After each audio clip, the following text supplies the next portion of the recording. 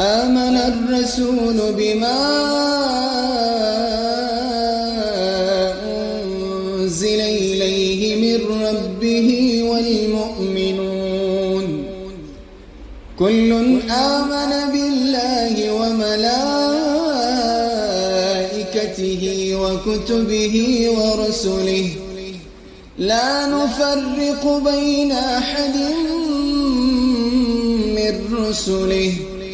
وقالوا سمعنا وأطعنا غفرانك ربنا وإليك المصير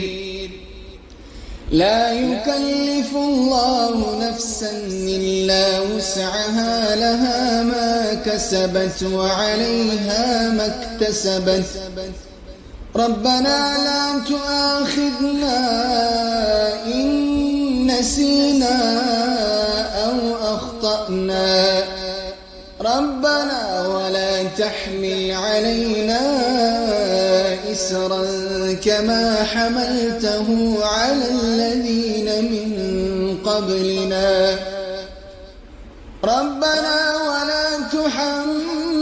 تحملنا ما لا طاقة لنا به